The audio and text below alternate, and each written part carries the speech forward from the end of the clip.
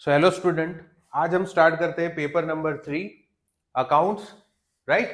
Question number 31 section C. Question हमें क्या कहता है? Heer, Swara and Jainil are partners of the partnership firm. Their capital proportion is 4:2:3. Swara and Jainil has given assurance to Heer that she will get minimum 35,000 from the profit. The profit of the year is 90,000. How will you distribute the profit amongst the partners? Right? अब हमें question में क्या बोला है कि दो partner ने एक पार्टनर को प्रॉमिस किया है, राइट। सो यहाँ पे हीर और स्वरा ने प्रॉमिस किया है टू पे 35,000 रुपीज, राइट। अब प्रॉफिट ऑफ द फर्म कितना है?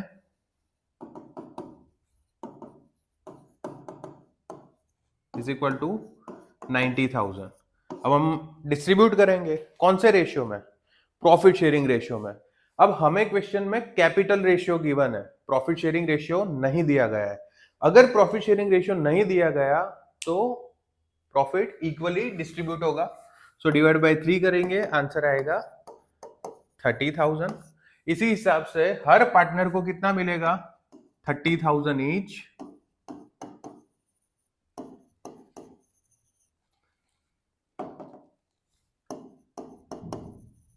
पर हमने प्रॉमिस तो 35,000 का किया था. सो 5,000 की जो अमाउंट है वो कौन बेयर करेगा? तो वो बेयर करेगा पार्टनर 1 एट पार्टनर 2. कौन से रेशियो में?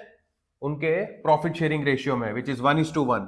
सो हम डिवाइड करेंगे 5,000 को 2 से, राइट. तो इसके पास से हम 2,500 रुपीज ले लेंगे. रिमेनिंग अमाउंट बचेगी 27,500. Same to same again 2,500 rupees लेकर किसको दे देंगे? जिस पार्टनर को हमने प्रॉमिस किया है उसे, राइट. और थर्ड पार्टनर, उसको कितने मिलेंगे? टोटल 35,000. इसी तरीके से हमारा आंसर आता है कि partner H will get 27,500, S will get 27,500 and J will get 35,000. Next question is question number 32. Suresh, Mahesh and Arvind. Suresh, Mahesh and Arvind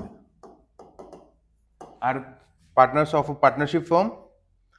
Their profit and loss sharing ratio is 5:2:2. So old ratio is 5:2:2. Right?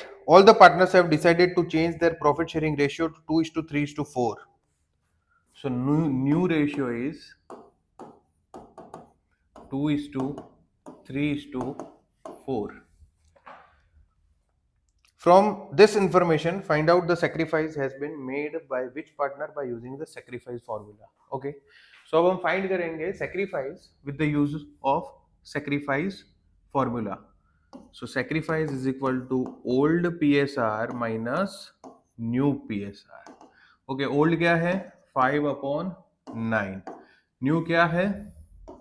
2/9. Denominator equal है तो बहुत easy हो जाता है calculate करना. 3/9 क्या किया है? सेक्रीफाइस. किसने? पार्टनर सुरेश ने. देन हम फाइंड करेंगे महेश का. So Mahesh, old share is 2/9, new share is 3/9.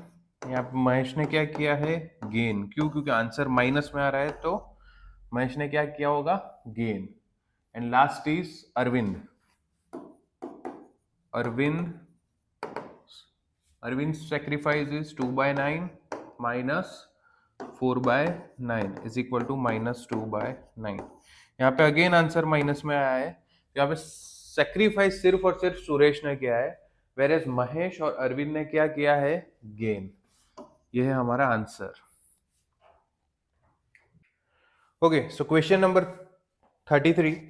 Past journal entries for the following transactions of a firm in the case of firm's dissolution. जिसमें फर्स्ट ट्रांजैक्शन किया गया है.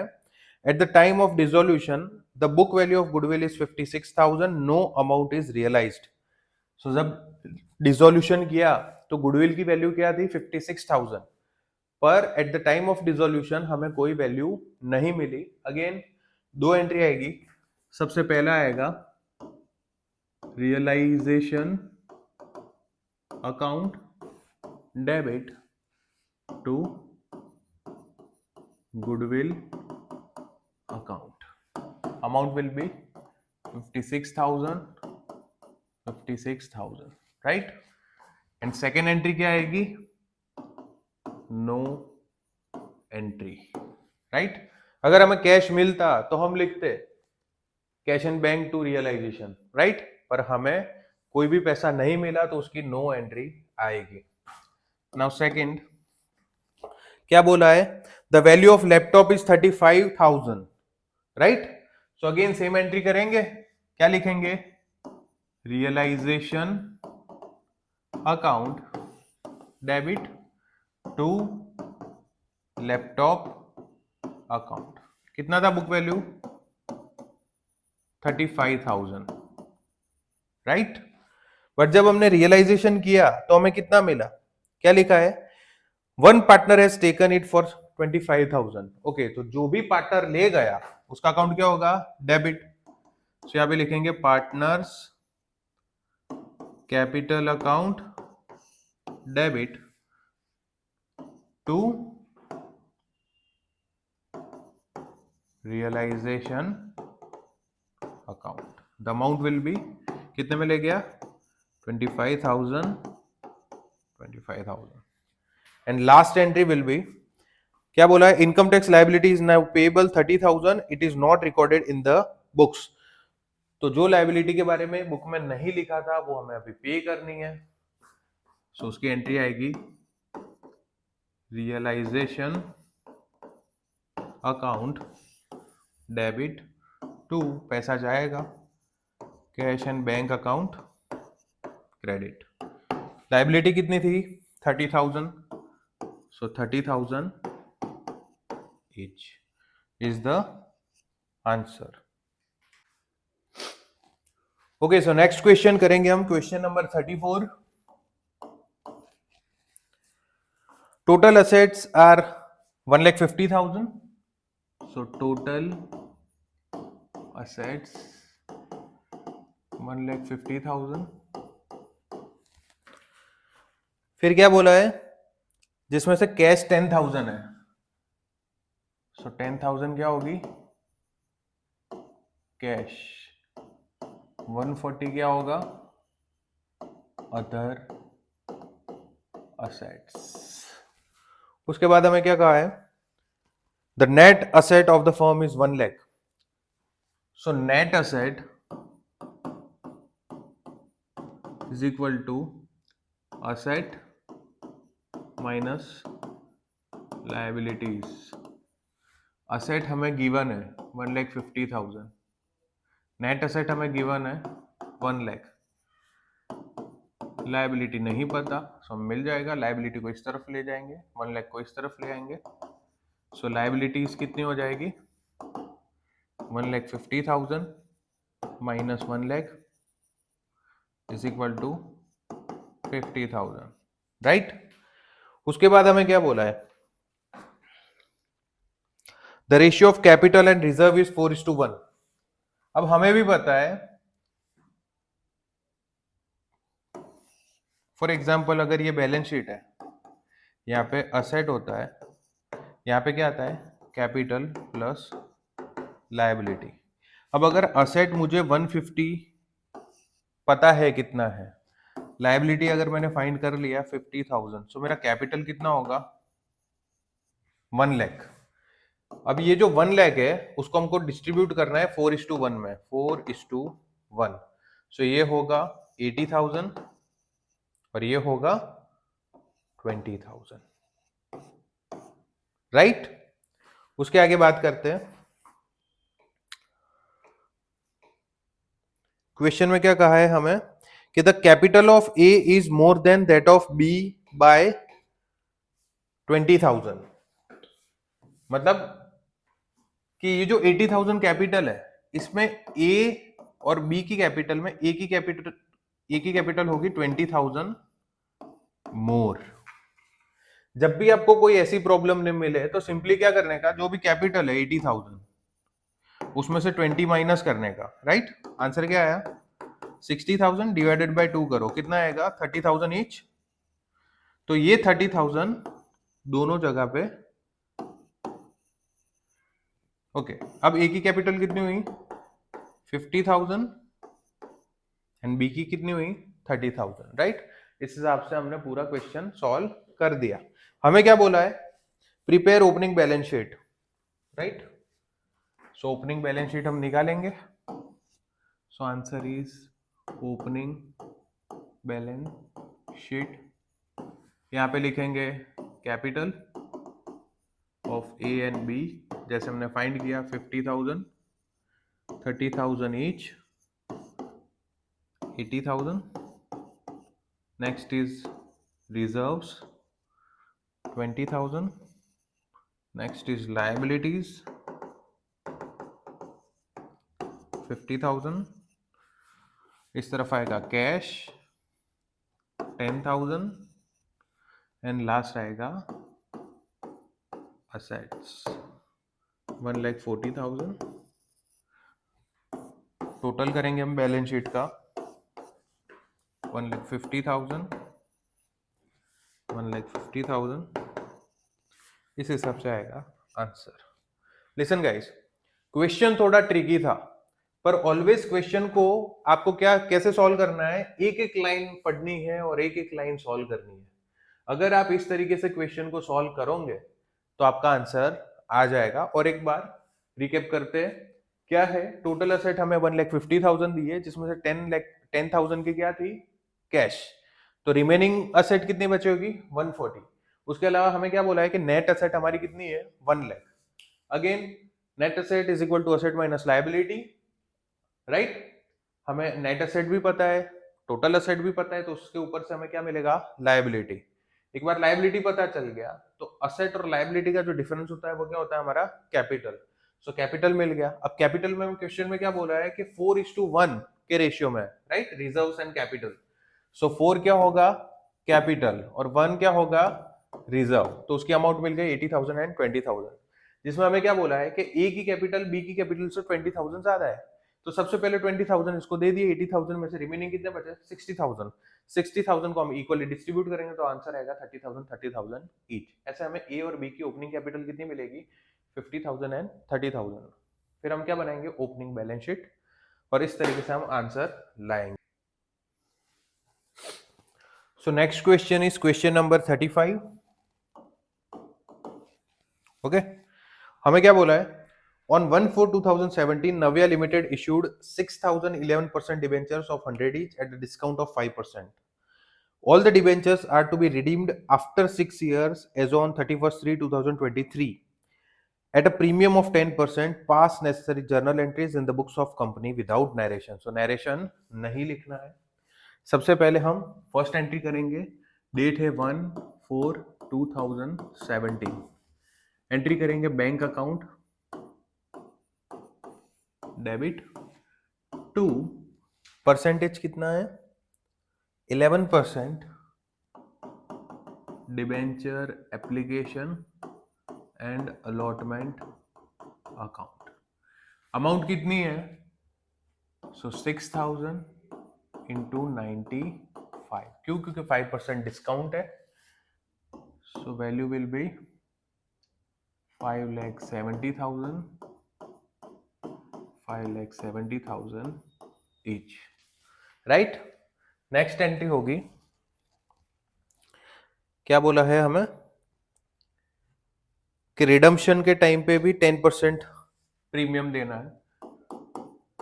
सेम एंट्री इशू के time पे लिखेंगे हम debenture application and allotment account debit, discount on issue of debenture account debit, loss on issue of debenture account debit to 11% debenture to premium on redemption of debenture account, right. Amount लिखेंगे सबसे पहले 6,000 into 95, 5,70,000। Second discount कितना था 6,000 into 5, 30,000। Next is premium, so premium था हमारा 10 rupees, 6,000 into 10, 60,000। Debenture की value 6,000 into 100 is equal to 6 lakh. And next is premium on redemption of debenture, कितना था 10 रुपीज, सो 6,000 इंटू 10, 60,000। ये होगी हमारी एंट्री नंबर 2। अब नेक्स्ट हमें क्या बोला है, आफ्टर 6 ईयर्स, डेट क्या आएगी 31/3/2023, राइट। रिडम्पशन होगा तो एंट्री करेंगे हम 11% debenture account debit, premium on redemption account debit to who is the receiver, किसको मिलेगा डिबेंचर होल्डर अकाउंट, राइट। चलो so 6,000 into 10 sorry 100, 6 lakh, 6,000 into premium amount is 10, 60,000। And last is debenture holder को मिलेगा 110 which is 6 lakh 60,000। अब वो payment हम कैसे करेंगे, बैंक से करेंगे। डेट आएगी 31/3/2023। Entry will be bank account debit to debenture holder account 6 lakh 60,000, 6 lakh 60,000 is the answer. आपको ऑलवेज एक चीज याद रखनी है कि जब भी क्वेश्चन में डिस्काउंट दिया होगा तो डिस्काउंट सबसे पहले क्या होगा डेबिट, राइट। सेकंड, अगर हमें प्रीमियम ऑन रिडम्पशन दिया है तो जैसे ही हमने डिबेंचर्स इश्यू किए, वो जो रिडम्पशन के टाइम पे प्रीमियम हमें पे करना है वो हमारा क्या होगा लॉस, राइट। तो उसको हम लिखेंगे loss on issue of debentures. So इस हिसाब से आपका क्वेश्चन नंबर 35 होता है कंप्लीट।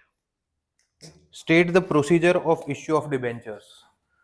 सो हमें प्रोसीजर लिखनी है। तो स्टार्ट करेंगे हम resolution in board of director meeting. तो जो भी कंपनी की बोर्ड ऑफ डायरेक्टर की मीटिंग होती है उसमें बोर्ड ऑफ डायरेक्टर्स डिसाइड करते हैं कि भाई जो भी डिबेंचर्स इश्यू करने हैं सबसे पहले कितनी अमाउंट के करने हैं, उस पर रेट ऑफ इंटरेस्ट क्या होगा, टेन्योर क्या होगा, टर्म्स एंड कंडीशन क्या होगी, वो सब बोर्ड ऑफ डायरेक्टर की मीटिंग में फिक्स किया जाता है। उसके बाद सेकंड आता है प्रोस्पेक्टस। अब प्रोस्पेक्टस क्या होता है कि जो जनरल इंडिविजुअल्स है उन लोगों को अगर हमें इनविटेशन देना है कि भाई आओ डिबेंचर्स बाय करो, तो इसलिए हमें प्रोस्पेक्टस रेडी करना रहेगा। Then complying of companies act and provisions of the SEBI, कि जब भी हम डिबेंचर्स इश्यू करें तो हमें जितने भी कंपनीज एक्ट 2013 के रूल्स एंड रेगुलेशंस है, जितने भी प्रोविजंस डिस्क्राइब किए गए अंडर सेबी, वो हमें सारे फॉलो करने पड़ेंगे। देन हम एप्लीकेशन फॉर्म निकालेंगे। उसके बाद bank account with scheduled bank के जो भी एप्लीकेशन इंडिविजुअल्स फुलफिल करेंगे तो वो एप्लीकेशन के साथ एक अमाउंट आएगी जिसके लिए हम एक सेपरेट बैंक अकाउंट ओपन करेंगे, right. Then minimum subscription according to the companies act 2013 minimum subscription कितना होता है 90% के उतना आना ही चाहिए। देन अमाउंट ऑफ डिबेंचर जो भी होगी वो डिसाइड की जाएगी। And last is method of issuing debenture, के मेथड किस तरीके से हम डिबेंचर्स को इश्यू करेंगे, पार वैल्यू पे करेंगे, डिस्काउंट पे करेंगे या प्रीमियम पे करेंगे। तो ये थी पूरी डिबेंचर इश्यू करने की